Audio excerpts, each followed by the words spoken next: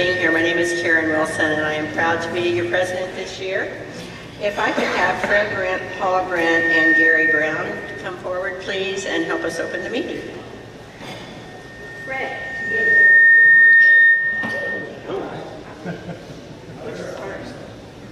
First is Fred. Fred's going to do the invitation, Paul is going to do the pledge, and Gary Brown, are you here?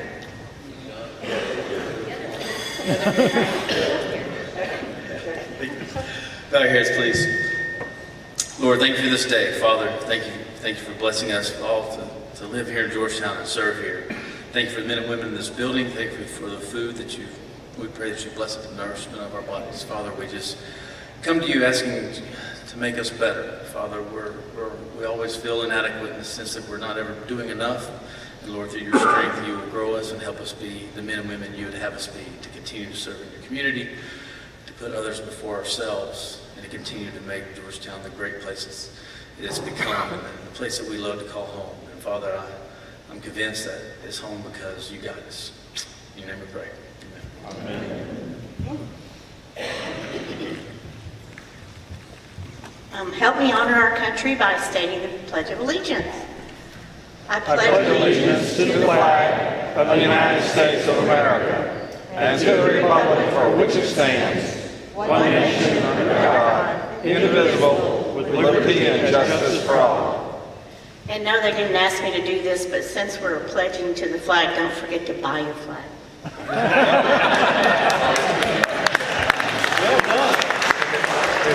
I'm going to stand in for my other brother Gary, because I'm not Gary W., I'm Gary R. But, for the milestones today, member birthdays: Larry Bingham, September 15th, Wilson Manning, September 15th, David Kellerman on the 16th, spouse birthdays: Jenny Messrang, September 16th, and Alejandra Martinez on Saturday, 8-day, September 1, 2018, that's what it says here. I just read what I see. Okay, on the anniversaries, George and Vicki Oliver, 10 years on the 15th. Congratulations. Brian and Kelly Jameson, 9 years on the 19th. And club anniversaries, Tiffany Enos, 3 years on Saturday, the 15th. Salute. Thank you all so much. You can be seated. And if you brought a guest today, if you would please stand and introduce your guest. Myra's coming around with the microphone. George. Good afternoon. I'm proud to have as my guest Miranda Bradley. Many of you already know her. Her lesser half is already a member of this Rotary Club, and we've convinced Miranda to join us also. She's going to submit her membership application today. She has her own marketing business here in town. When I asked her, do I call you marketing expert, marketing professional, she said marketing wizard. So there you go. She's already marketing herself. Hi, and I have with me Mark Lester, who is active duty military, and also he has Bird's Eye Video. They do aerial photography and video for all sorts of things, and we're working on getting him to do aerial video for the Field of Honor. So, welcome, Mark.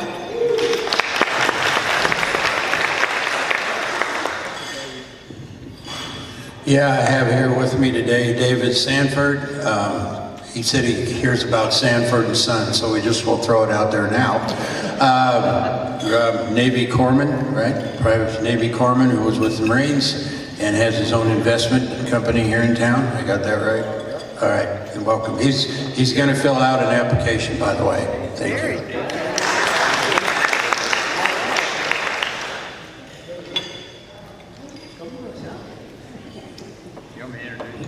Hello everyone, I have two very special guests with me today. First of all is Jessica. Raise your hand, Jessica. You're both wearing black, so I can't really, Jessica is a veteran, and she is new to Georgetown, 6 weeks. So very, very new, and she is seeking employment in a non-profit. So how awesome is that? So Jessica is here with us today. And we also have Amanda. Amanda is the program director at House of Gains, which is a fitness facility where the old Albertsons was, for those of you who know that. And her fiance is also the strength and conditioning coach for our Southwestern Pirates. So please welcome them.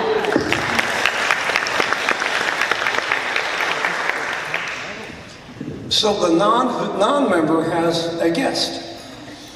I have with me today Beverly Lukey from the Rotary Club of Temple South. Beverly is currently serving as a assistant governor in that 190 strip from Carper's Cove across.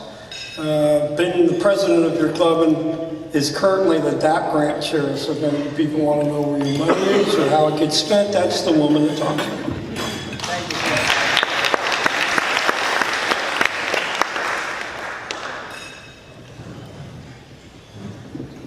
It is my pleasure to introduce Randy Hochtel. I gathered eventually this morning that most of you have already met him. And Randy is a realtor with Realty Austin, but his passion and his occupation a lot is the Georgetown Housing Initiative, creating affordable workforce housing. Please welcome Randy. Visiting Rotarians, and David, I think you were going to help me get these folks introduced here at this table. What we're going to do is probably allow them to introduce themselves. Okay, all right. If you all would stand for visiting Rotarians and introduce yourselves. I will introduce the district governor. There you go. Sir, would you stand up? Sure. We have today a Navy veteran, by the way, our district governor. We're honored to have his presence today, and Jerry Chapman. I wanted to call you Campbell all week. I'm sorry. Jerry Chapman. Let's have a good Georgetown welcome to you, Georgetown. I've been called a lot of worse things in Campbell. Thank you. Sir, thank you for your service. I'm a retired Army officer and I appreciate what you do. Rich Kay, and I think most of you know who I am, and I've been run out of this club 6 or 7 times by some of you. Don't laugh, because you know it's true, Fred. Well, but I'm from the Rotary Club of Clean Heights until. And that until is until Diana Kay finally retires from the Clean Independent School District.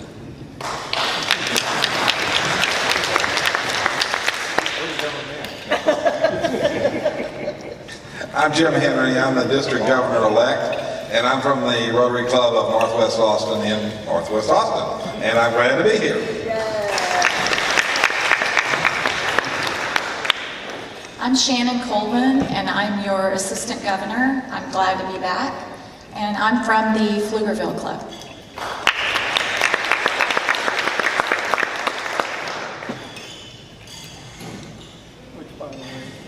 Thank you.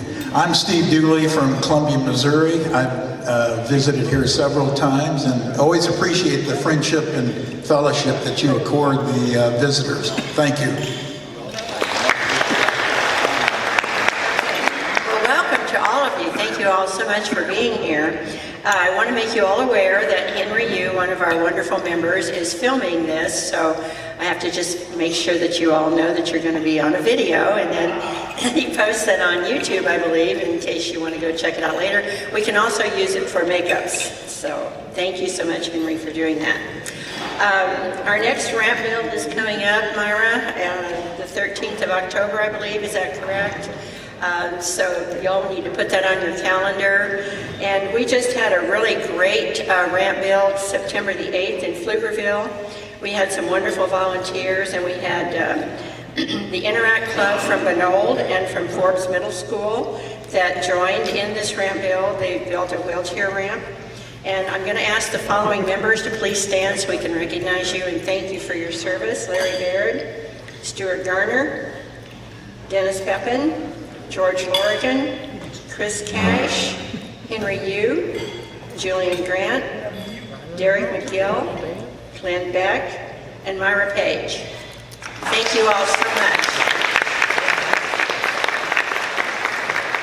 And I understand there was about 14 students there, which is phenomenal, and we're very, very grateful for your time.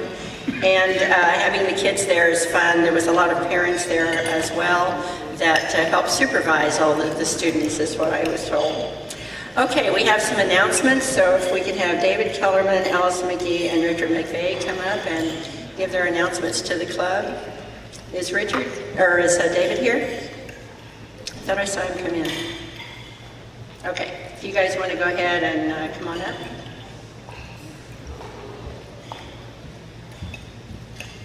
We are selling ads in the program for Field of Honor. Those ads are in color. It's a great opportunity to promote your business or just honor somebody that you know or support the cause. The ads range from $100 to $500, and there's information on the table. We're challenged with everyone selling an ad or buying an ad, so please come help support the effort. Buy your ads now. All right, how many love working with school kids? Raise your hand. Raise your hand if you love working with school. Fantastic, I got volunteers now. All right, you know who you are. So, working with the Georgetown ISD, thank you, Fred. And he's here today, and now I know why.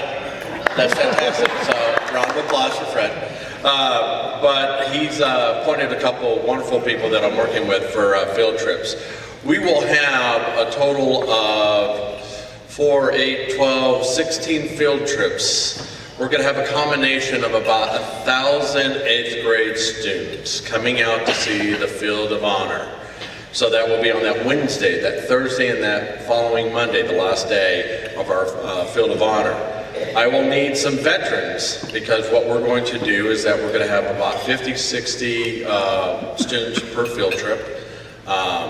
And we're going to need 4 stations, so I'm going to need, for one station, I need 2 veterans per station, basically, so I'm going to need about 8 to 12 veterans who would love to come and talk for about 5 minutes, tell a little bit about themselves. I'll have 2 veterans for that station, and then questions and answers afterwards. So I'll get an email out to everybody, but I'll need veteran volunteers as far as for the stations, and I will definitely need some volunteers to help with the field trips, because having 1,000 students and trying to round them up and keep them in a constant station is going to be a lot of fun. So we're excited about this. I want you to get excited, but 1,000 students coming out to the Field of Honor, this is fantastic. Thank you.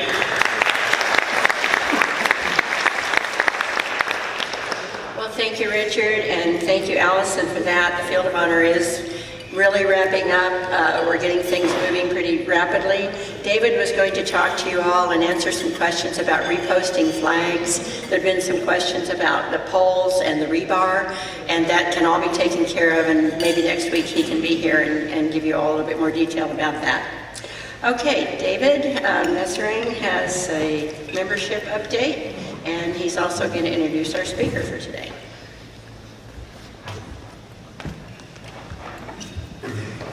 Well, we're especially honored today, in addition to having all these august guests, having the district governor here to do an induction for our club. Janelle McNeill, are you? Right, Ray Barron, please come up and join us.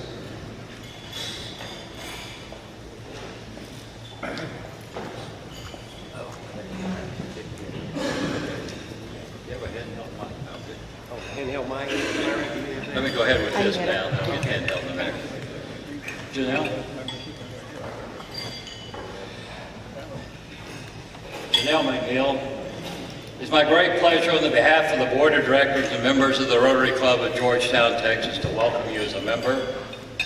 You've been selected for membership because your fellow members believe you to be a leader in your vocation, and that you manifest the characteristics that will allow you to impart the message of Rotary. Rotary is an organization of business and professional people, pledged to uphold the highest professional standards. Rotarians believe that worldwide fellowship and international peace can be achieved when professional men and women unite under the banner of service. You are the representative of your vocation in this club and a representative of Rotary in your vocation, and also in all other aspects of your life. The community will know and judge Rotary by the embodiment of it in character and service. You've been selected for membership because we know our principles and our organization are safe in your keeping. Rotary is not a political organization, but Rotarians are vitally concerned with everything pertaining to good citizenship. Rotary is not a charitable organization, but our activities throughout the community and the world exemplify a responsibility to help others. Rotary is not a religious organization, but our beliefs are built on eternal principles that have been the moral compass of peoples throughout the ages. Janelle, this day can mark the beginning of many years of devoted service and fellowship, or it may not. Above all else, what Rotary gives to you and what you give to Rotary is your choice. You'll be selected to be on the committee in one of the 5 areas of service. Your contribution to that committee is your choice. You will be given the opportunity to attend numerous functions relating to Rotary activities. What you do with those opportunities is your choice. Your continued membership in this club is your choice, as evidenced by your participation or non-participation in club projects, and your attendance or non-attendance at weekly club meetings. Rotary offers many opportunities for service and fellowship, and it is your choice what you do with these opportunities. You have been selected for membership because we are confident you will choose wisely, that you will choose to be more than a member of a Rotary Club, that you will choose to be a Rotarian. Janelle, I'm pleased to present you with a packet of information and the pen of Rotary, and we're glad to have you in the Rotary Club of Georgetown, Texas.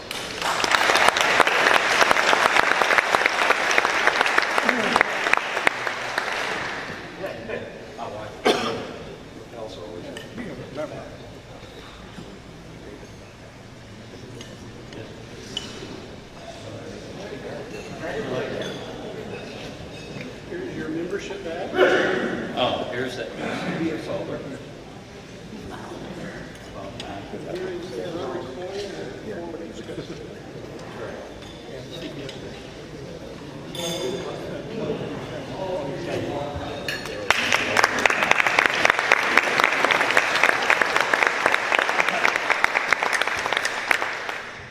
Well, we're honored today to have the district governor give us a presentation on what interests him and showing us guidance for the next year. I did like everyone else would do, I think, except most of you already know him apparently. I Googled Mr. Chapman, and I realized quickly that he's not the Jerry Chapman that just got out of jail, and he's probably not probably not the one that recorded "Bust a Move." Upon further research, I did find some intersecting points in our lives, besides being Central Texans and Rotarians. Jerry Chapman was in the Navy, and I'm sure did well at it. He also has an abiding interest in polio, and as many of you know, public health is my interest, and I've seen the people in Africa that have mobility issues because of polio. I've seen children in our church that had iron lungs many years ago. And so it's been kind of a fascination is not the right word. It's kind of a focus of mine for my career. So without any further verbiage, Mr. Jerry Chapman.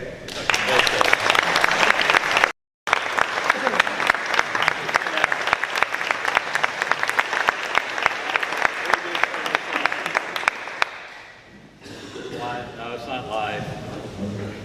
Unless you turn it on. I'll take it to my right. While the mic's getting turned on, nor am I the Jerry Chapman when you Google it on Facebook that's a country and western singer. And when I did move to Austin, I used to get calls from the National Guard about not coming to drill.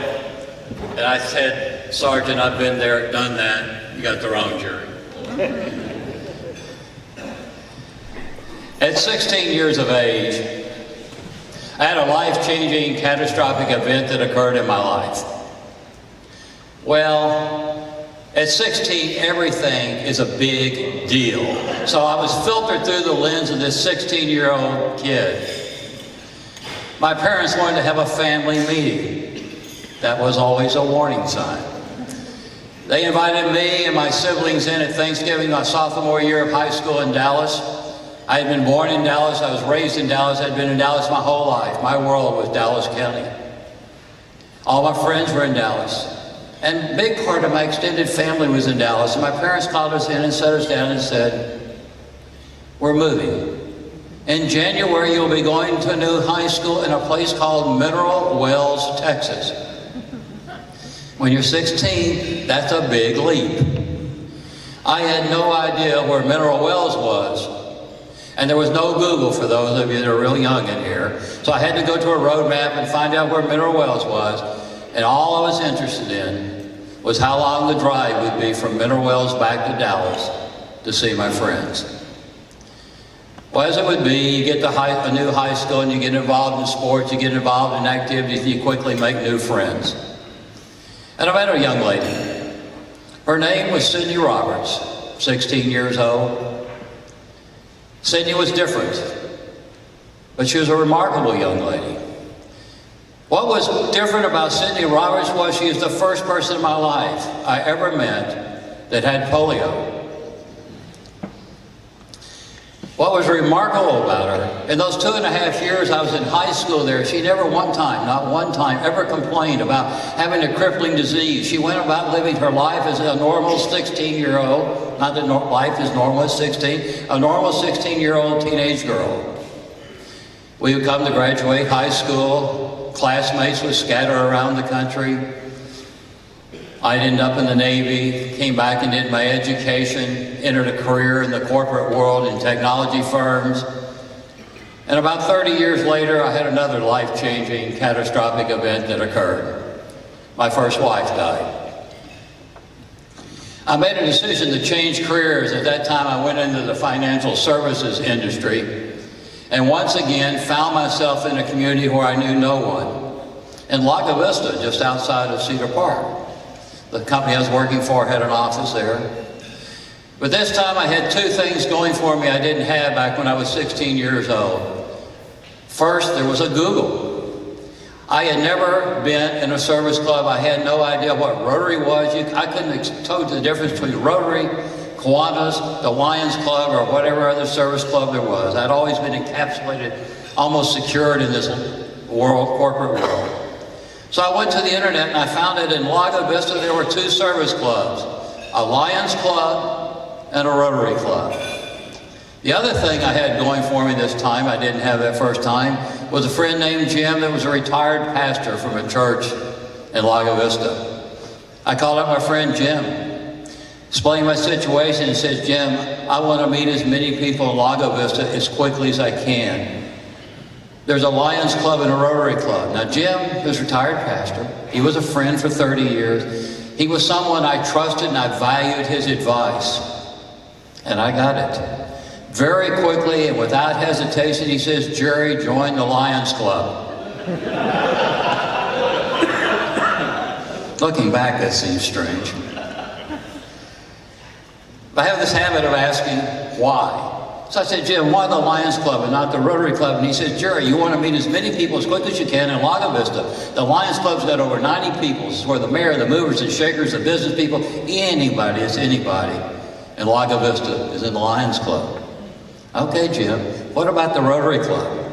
I don't know much about them. They're small. I think they're nice people too, but there are only about 15 of them. A couple weeks later, client came into the office at the end of our discussion. The client leans forward and she says, Jerry, I'm the president-elect of the Lions Club. I want to invite you to the Lions Club. I was euphoric. Not only was I going to get an invitation to the Lions Club, I was getting it from the president-elect. I knew I was on the fast track to meet people, and I went to the Lions Club. And they met alternate weeks in the evening for 2 hours. And they were nice. They were friendly. The only problem I ever had in that Lions Club is one night I sat in a chair, and I know somebody else had been sitting in that chair for 20 years, and everybody glared at me. But they're nice folks, and they continued. They invited me back, and they invited me back, and they invited me back. Then there's Fred. Fred was a client of the firm, and I called Fred, and I called Fred, and I called Fred, and he never answered the phone, and finally one time he did. But he was always too busy to talk. Call me back, Jerry, and I did, and did. No response. So I knew I'd hit his spam list. I never expected to meet Fred until one day my assistant walked in and said, Jerry, Fred called. had to make sure it was the same Fred we had been talking about. And he's going to take you to lunch tomorrow. Well, in Lago Vista back then, the question was, are we going to Sonic? Are we going to go to the Mexican food restaurant up on 1431 on Low and Ford? Well, Fred did show up and he took me to the country club. And what he didn't tell me, he was taking me to his Rotary Club meeting. And they were nice. They were small, just like my friend Jim said. It was a small group of people, but they were nice and they were friendly. And they did the same thing those Lions did. They invited me back the next week and the next week and the next week. Well, I had recently remarried. And my wife said, remember me?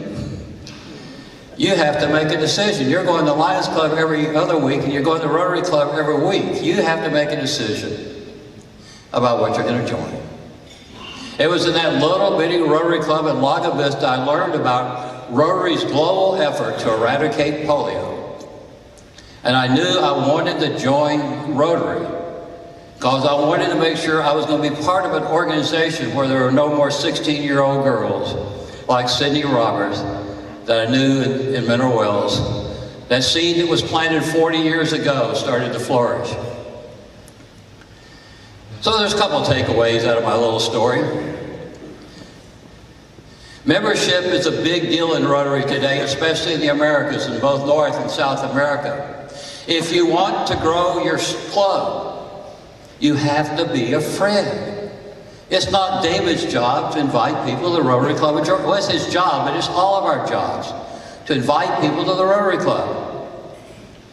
But not everyone's meant to be a Rotarian. You need to invite people that you think that have the values and share the same kind of values that you have.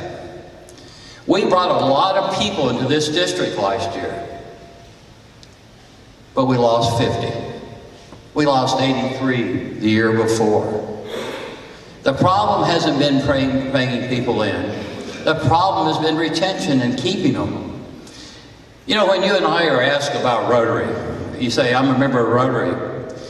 Seldom will you find someone that really knows what Rotary is. And what a lot of Rotarians will say, oh, we're a large humanitarian organization.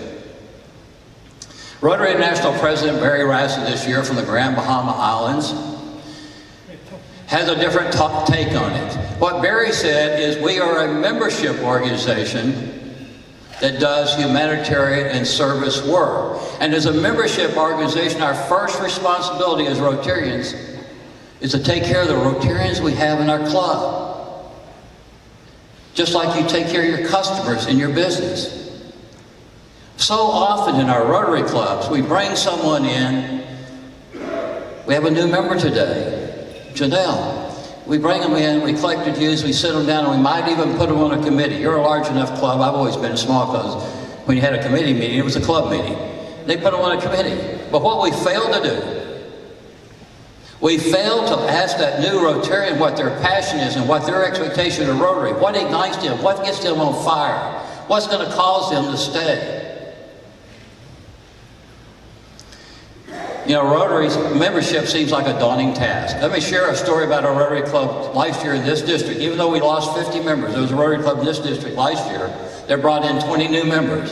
So what was that club doing that my club wasn't doing? The club president decided he wanted to do a service project every month. A hands-on, get your hands dirty on Saturday. And he advertised it in the local media and invited non-Rotarians to come. And they came because young people are looking and striving for hands-on work to do it. And they work with those Rotarians. Then they said, can we come to your meeting? And they came to the meeting. Here's the shocking part. They said, may we join Rotary? They didn't have to be asked. He hooked them in that service project.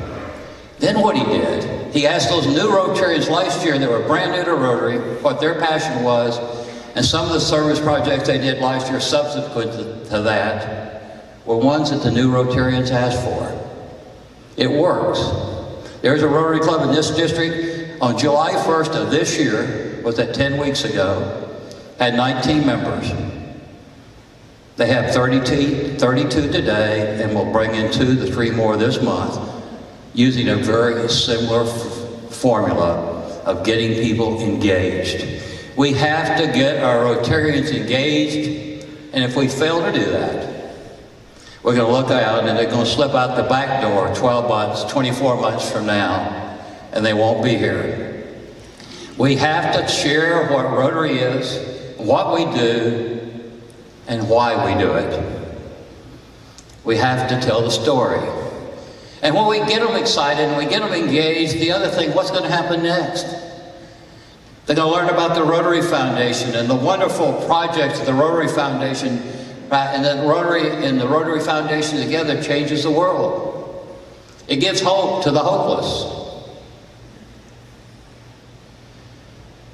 But in this district, now we have a district governor here today from another district, so I'm going to brag a little bit.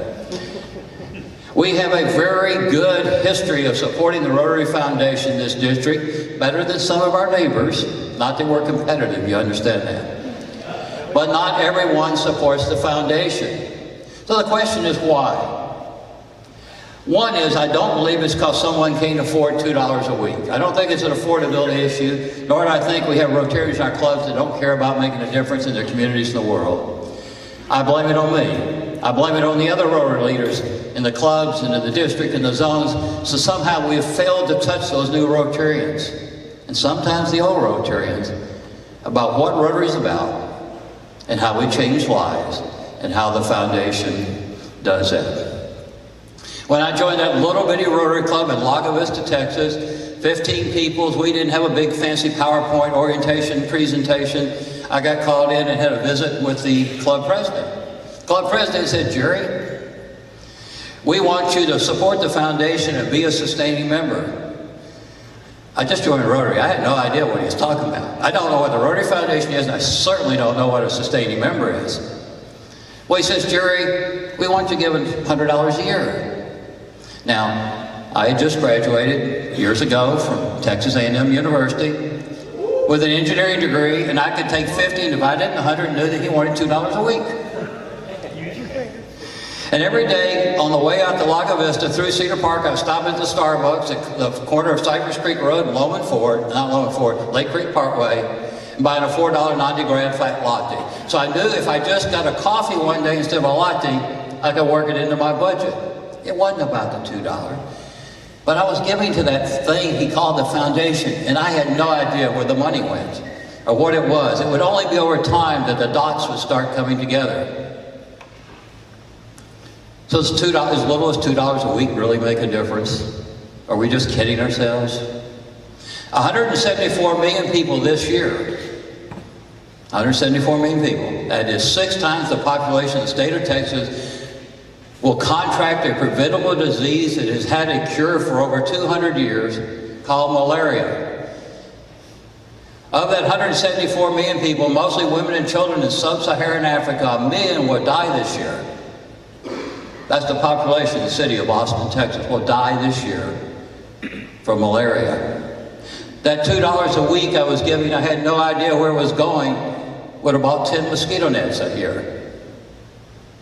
That $2 a week immunized 6 children with polio vaccine so they wouldn't have a crippling disease.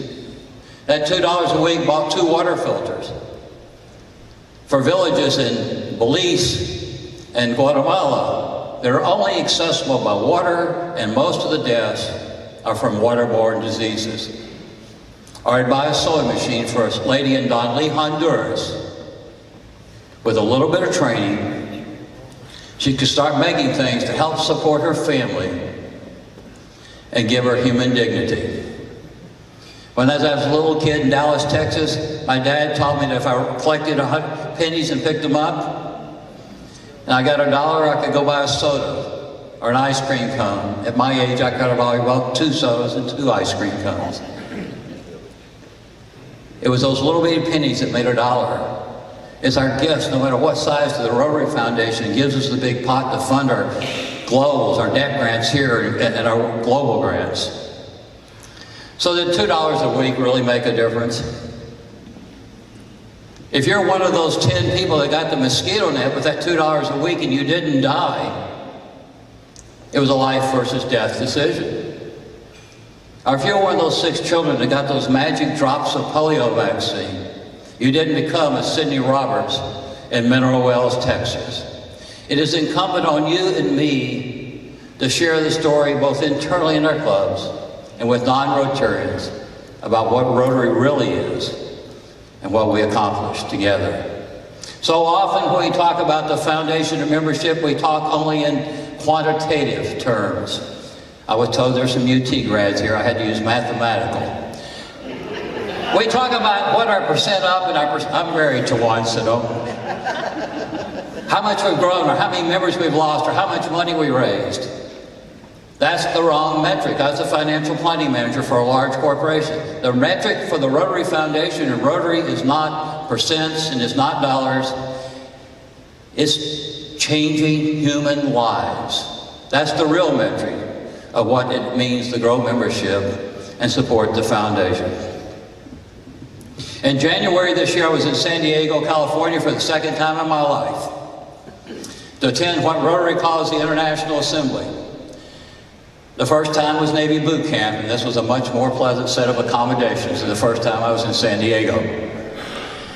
At the International Assembly, all 539 governors from around the world, from 200 countries, are gathered there, many of them with their spouses, than what we would call the Rotary brass. Those 1,500, 2,000 people in the auditorium that evening. Barry Rassin, the International President, comes out on stage. Barry's an imposing individual. He's a wonderful, warm-hearted man, but he's about 6'5". And right before he was out there, Ian Risley, last year's president, was out there, and I think he's 6'3" or 6'4". At that time, I knew I would never be the Rotary International President. I was just too short. But Barry's out there, and he's going to share his theme speech, which is Be the Inspiration. You know, I don't feel like an inspirational kind of guy. But Barry's walking back and forth across the stage, and he's giving this talk. And by the way, that theme speech is a better kept secret than national security secrets when I was in naval intelligence. And finally, he shares the theme speech with us, and everybody stands up and applauds. Then he continues to wrap up his comments. At the end of his talk, he said something that made me very uncomfortable. It disturbed me because I knew it was true. Barry said we have too many clubs that don't have the knowledge or motivation to have an impact. Clubs that don't know what we're doing on a global level. Clubs that don't know about our programs, about our foundation, that don't even know how to get involved. What Barry is saying is we have clubs and Rotarians that haven't got it yet. It's our job to help them get the understanding.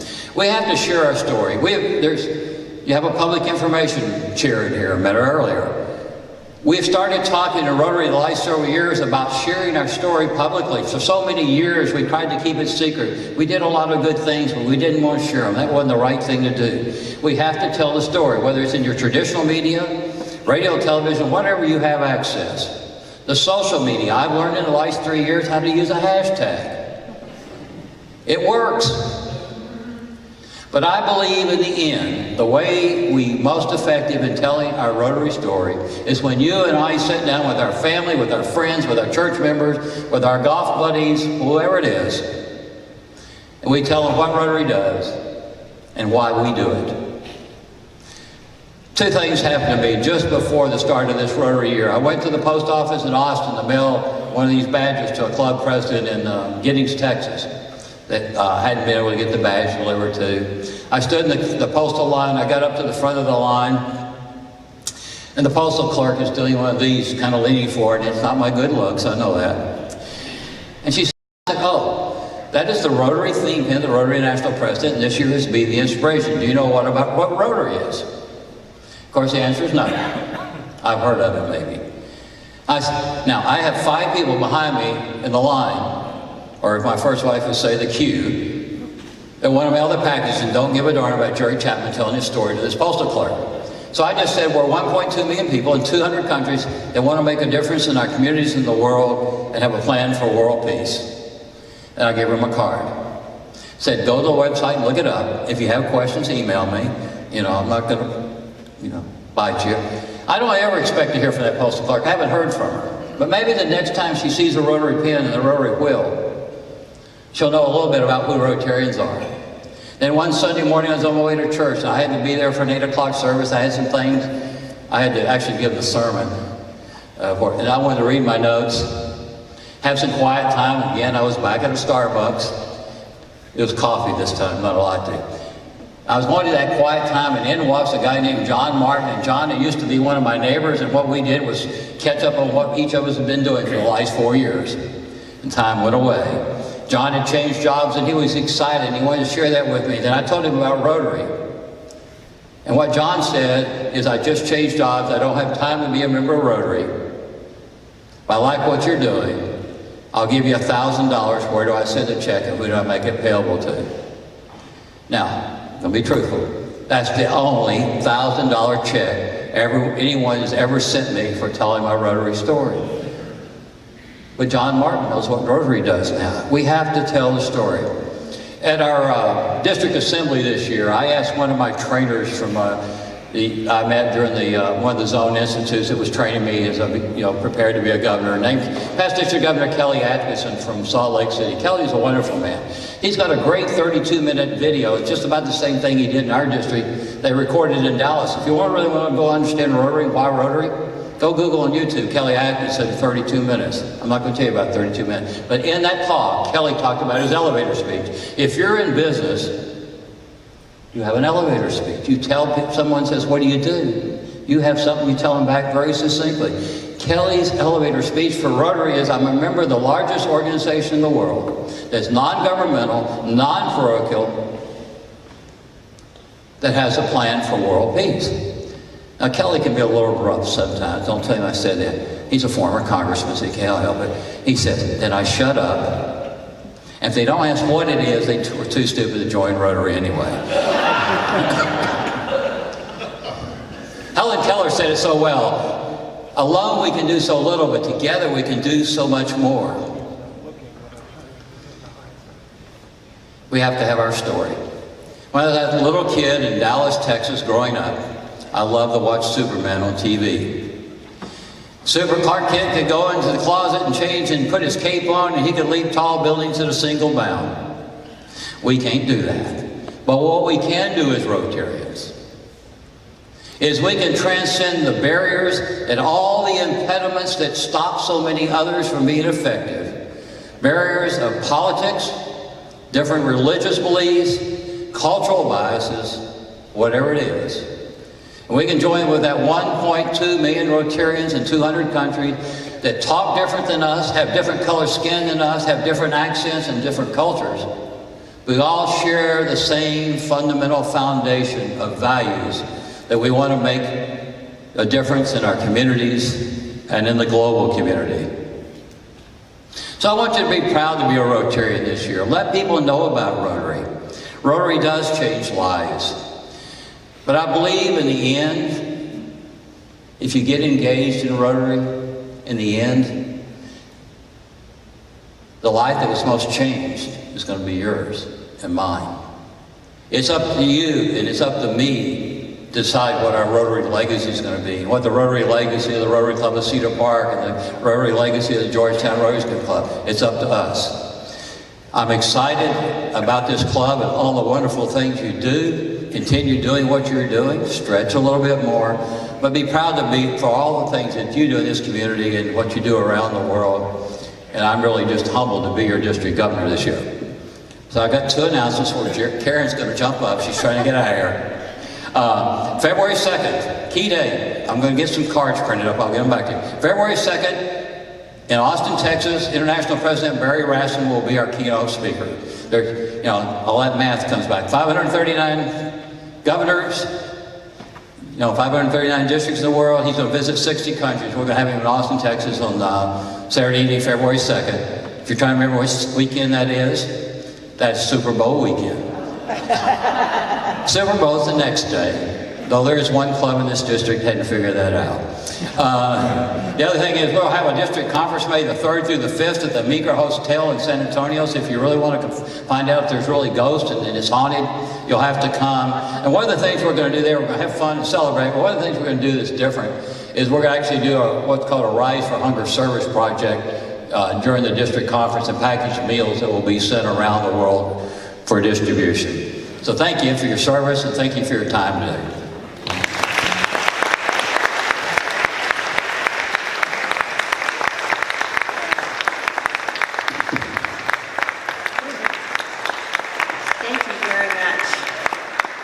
It's the practice of our club to ask our speakers to sign a book, and then we donate it to Pearl Elementary. So if you'll do that before you leave, that would be wonderful. We'll get that to you in just a second. But thank you so much. It's an honor to have you here.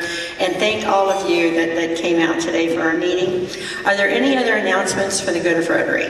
Yes, Danny. We are seeking host families for group youth exchange. Kids from Australia will come here. Your responsibility is the 1st of January for about 3 weeks.